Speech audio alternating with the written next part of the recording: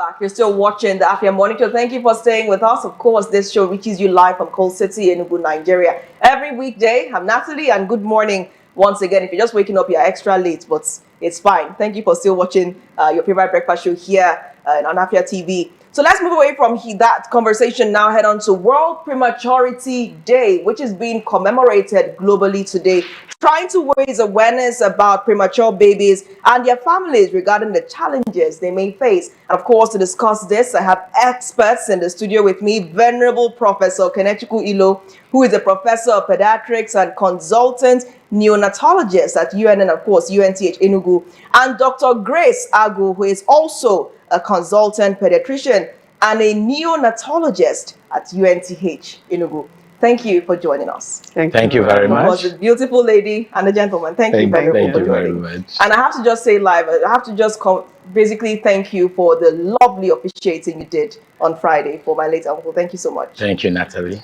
So let's head straight into the conversation today. Prematurity Day, and many babies are born prematurely, right? Yes. And some people wonder how likely it is for them to survive, the technology in place to help them have a stronger chance to survive. Could you walk us through what it means for a baby to be born preterm and the general theme of this year's World Prematurity Day? Thank you, Natalie. A preterm baby is a baby that is born before 37 completed weeks of gestation. That's before 9 months that we normally call it. And the earlier the baby comes, the more trouble the baby will have. So they're generally called born too soon. That means they come out earlier than they're expected. And because it takes a long time for all the organs to mature, so maturity will be at 9 months. So if this baby come out a little bit earlier, those organs wouldn't mature, and that baby is going to have a lot of problems coping with life because it has not stayed inside the womb for the number of days that the baby ought to stay. So they have problem with their brain, they have problem with breathing, they have problem with eating. In fact, every organ is affected, and the more affected when they are lower of preterm. In Nigeria, thereabouts, we have 28 weeks as our age of survival, but some even come before 28 weeks. We've had babies that come in at 26 weeks, 27 weeks, and those ones there that are just a keg of complications. But so what we do is to ensure that we mimic intrauterine life the much we can, right, to make sure that they survive. As we go on, we'll talk more about it. I mean, I sense incubators are coming into the conversation. So let's come back to you now, Dr. Grace. I mean, some people will be wondering, what's the likelihood that when I do get pregnant or have a baby, I'm going to have a premature baby? What's the likelihood, and what increases the chances of giving birth preterm? Okay, thank you very much. There are factors that can increase the likelihood of giving birth to premature babies. Some of these factors are baby factors, the factors that are related to the babies and the problems they have. Some of them are maternal factors. There's problems that the mothers will have that will make them to deliver prematurely. Let me start from the mothers. If a mother has pregnancy-induced hypertension, because it's a deadly or fatal illness for the mother, and you don't want to lose the mother, and the mainly the cure for that is to separate the mother and the baby, and that means you have to deliver that baby before the time, before term. So if a mother has pregnancy-induced hypertension, this can lead to prematurity. If the mother has maternal diabetes and complications of maternal diabetes, it can lead to prematurity. Infections in the mother can lead to a mother draining liquor before time. That's the liquor, the fluid that the baby is in will start pouring before the time, and this will lead to delivering of that baby before time. If the mother has traumas, any trauma that can lead to the mother to start having contraction before time, it can deliver that baby on time. Apart from that, there are factors on the babies, like congenital malformation of the babies can make them to come out before the time. Then infections in the womb, maybe chorioamnionitis. I don't know. I don't want to say a big word. That's infection of the housing area where the baby is can make the baby come out, and other factors on the baby can actually bring this baby before their time. Okay, very important question I want to ask, and I've been thinking about this since last night, I must confess. Multiple births and prematurity. Yeah. When one has twins, triplets, quintuplets, what's the likelihood that the babies can be born at the complete exhaustion of the 9-month pregnancy term? Thank you for that question. The higher the order of babies, the likelihood the baby is going to come preterm. In fact, once the pregnancy is more than 2, we don't even allow them, for the triplets, we don't even allow them to stay till term, because it's going to be extra stress on the mother and even the baby. Remember that the placenta is what is supporting those babies. So over time, the placenta tends to age and you have to deliver them. Most triplets and quadruplets, the higher orders, most of them, 60 to 80% of them will be delivered preterm. The question I have now is, in the past, I mean, women had twins, they had triplets and quintuplets. Were they not surviving when allowed to run the full course? The problem is the stress on the mother. You can imagine how big that tummy is. It might even affect the mother from breathing. So sometimes they get so breathless. The tummy is so big and they get so breathless. So depending on the size of the baby also. So once there's anything that will make that mother uncomfortable, because we want the mother to survive. And sometimes nature will even do it. Nature will just extrude the babies and say, I'm tired, I want you to come. And they go into spontaneous labor. One can easily infer that maternal mortality was at its peak in the past, yes. So how would you describe the mortality rates in mothers in current times? No, what is actually dealing with the mothers is not really the issue of preterm births. We have other maternal mortality in Nigeria. It's quite all-time high now. I think it's about 800 per 100,000 live births or delivered mothers. So it's quite high. But what is killing them is not even the preterm delivery. The other complications like pregnancy-induced hypertension, diabetes, maternal diabetes, sometimes postpartum hemorrhage. Sometimes these babies come immediately after delivery, the mother starts bleeding. These are major killers. It's not even preterm deliveries that is taking out the mothers. Preterm delivery is a main problem for our babies.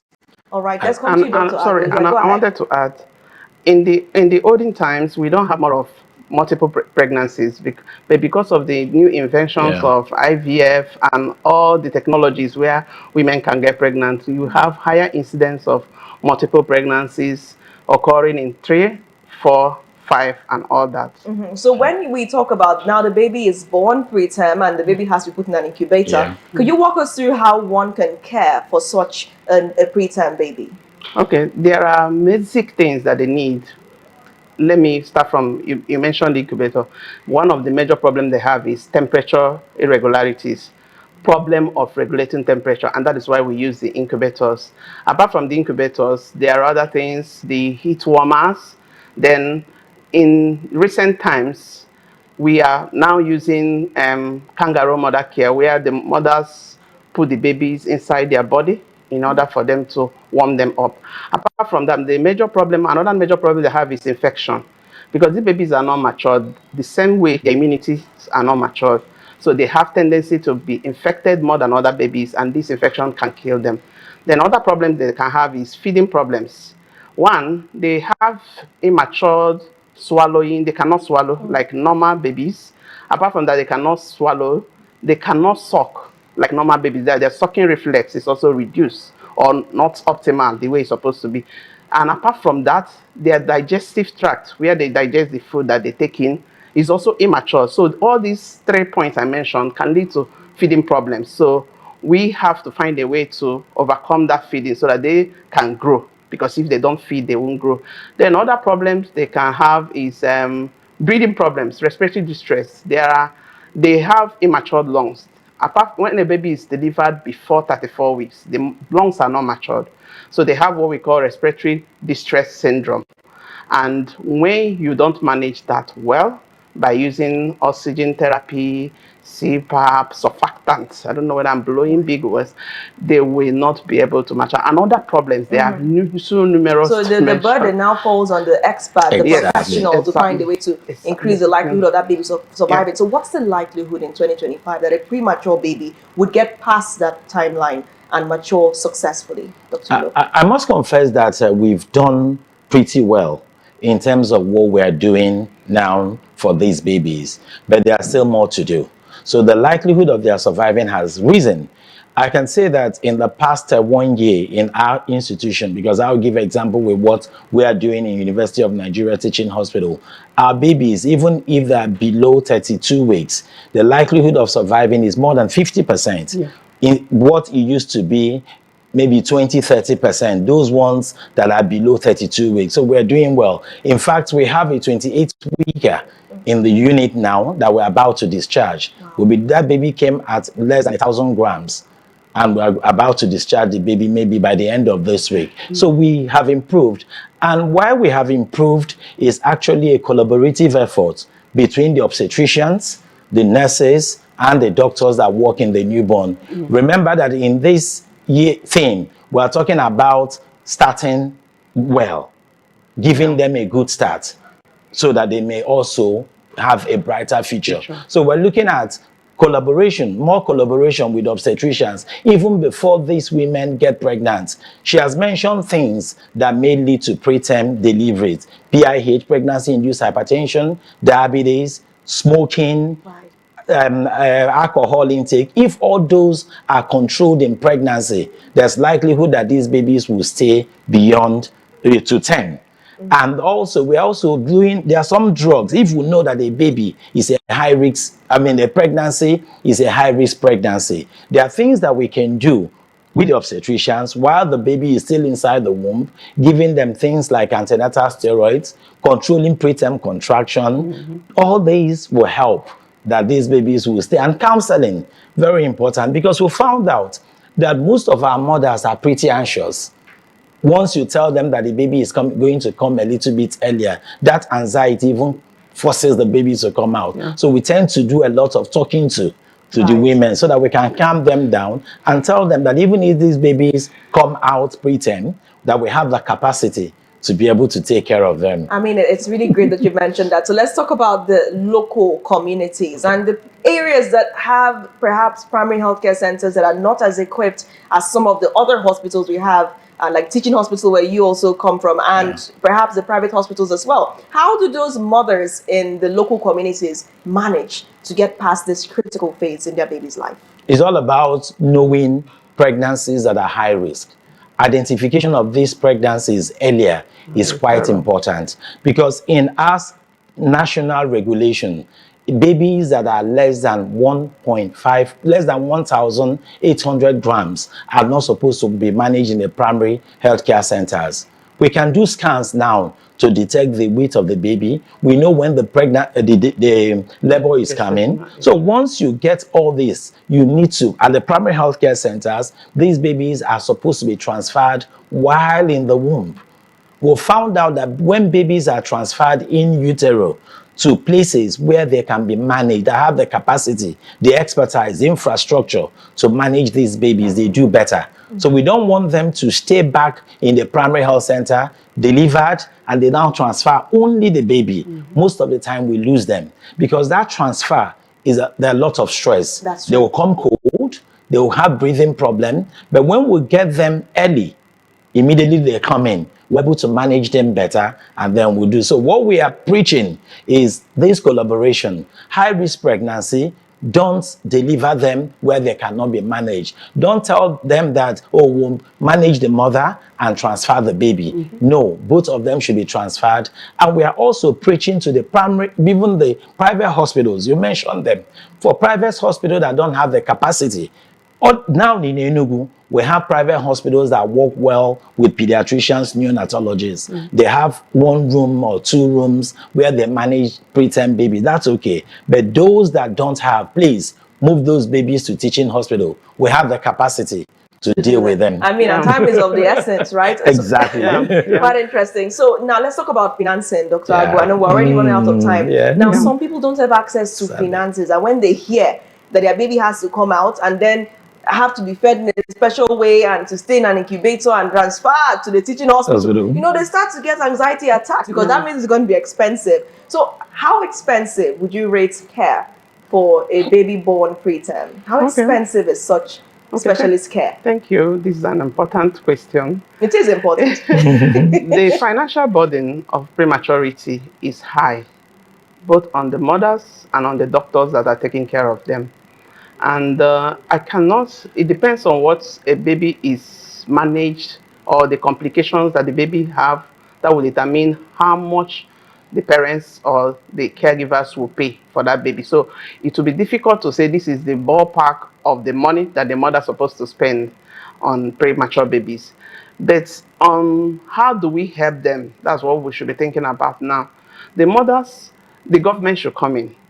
One is that there should be equipment, there should be subsidizing of healthcare, especially in tertiary hospitals where these babies are majorly nursed. The government should subsidize healthcare by insurance policies that will help the mothers to not to pay out of pocket, because out of pocket pay is difficult and brings a financial burden on them. Then apart from that, the equipment wise, the government can also help the hospitals to equip and help to replace old equipment. And if these equipment are being brought in by government, non-governmental organization, philanthropies, it will reduce the tax on the parents to pay for these things. Yeah. Okay, so final question, Venerable Professor Dr. Iloh. By the way, he's one medical professional that when he gives a child an injection, the child doesn't cry. So I have to mention that. I don't know how you do it, but you find lines where no one else can, right? So let's talk about the commemoration. We're joining in the commemoration of this big day. How can everyone at home join to commemorate World Prematurity Day to raise more awareness about this? Thank you very much for that question. You can see we've gone purple today. Yeah. So today is a purple day. So today is purple. Yeah, it's a purple day. And that's because of what we are preaching about, hope and compassion for the preterm baby. So we want everybody, you can do a little donation to any newborn care center will help. Like what she said about out-of-pocket expenditure for preterm care is quite catastrophic. Most of the time is more than 10% of what the earnings of the family, so it's quite enormous. So we are calling all hands to be on deck to help support us, even if it means giving us an equipment, pulse oximeters, anything that you can help us, we will appreciate. In my group, in my WhatsApp group, I've sent messages to celebrating our preterm heroes, those that have really survived. 26 weekers, 27 weekers. In fact, one replied and told me that that baby that was 750 grams 12 years ago is in JS1. Wow. I mean, in fact, that made my day. That baby is in JS1. 12 years now, and the baby is doing amazingly well. So it's possible. So let's all hands be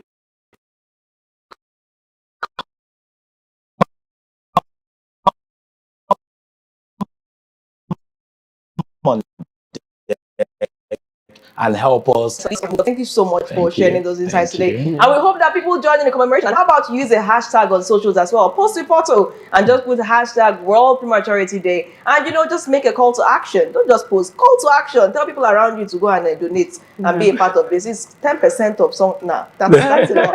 Thank you once again for preserving the lives of our babies and our children. Thank you. Thank you. The morning show will return, and when we come back, we'll try to establish connection with Nnamdi Obayan, who is at the Enugu State High Court, and he'll bring us insights on the commencement of the hearing in that court injunction today. Stay tuned.